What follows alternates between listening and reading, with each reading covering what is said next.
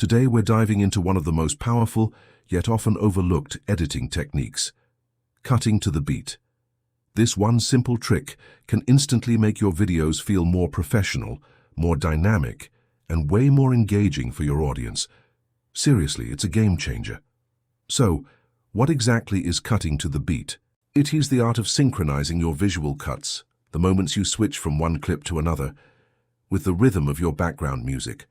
Instead of your cuts feeling random, they land perfectly on a drum hit, a bass drop, or a major chord change. This creates a seamless, almost subconscious connection between what your viewers are seeing and what they're hearing. It just feels right.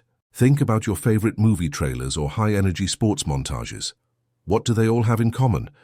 The action on screen is perfectly timed to the music. The explosion happens right on the cymbal crash. The hero's determined look appears right as the powerful chorus kicks in.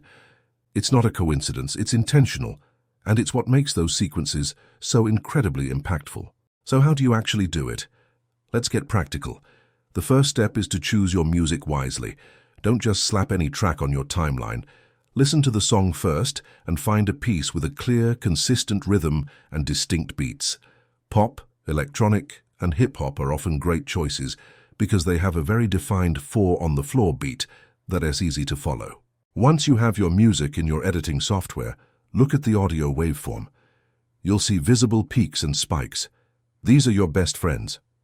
Those peaks represent the loudest parts of the music, which are usually the kicks, snares, and major beats. You can literally use these visual cues as a guide for where to make your cuts. Most editing software allows you to drop markers on your timeline. I highly recommend listening to the track and tapping a key to place a marker on every single beat you want to cut to. This creates a roadmap for your entire edit. Now, you don't have to cut on every single beat. That might feel a little too frantic, unless you're going for a super high-energy, fast-paced sequence. The real artistry comes from varying the pacing. You might cut on every beat during a fast-paced chorus to build excitement, and then hold a shot for 2 or 4 beats during a verse to let a moment breathe. Play with the rhythm. Maybe you cut on the main drum beat for a while, then switch to syncing with a subtle hi-hat pattern. Let's try a quick example. Imagine you have a travel video. For the verse of the song, you might show a long, beautiful landscape shot, holding it for 4 or 8 beats. Then, as the chorus kicks in and the energy picks up, you start cutting quickly between different clips.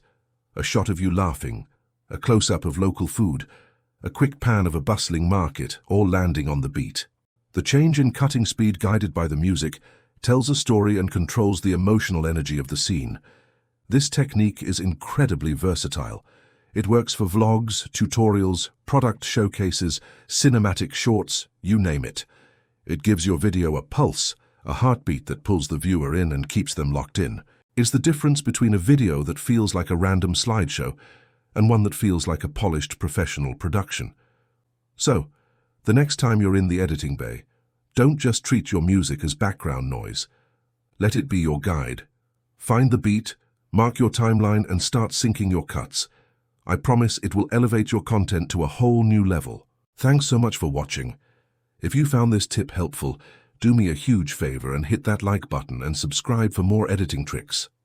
Let me know in the comments if you already use this technique or if you're excited to try it out. See you in the next one.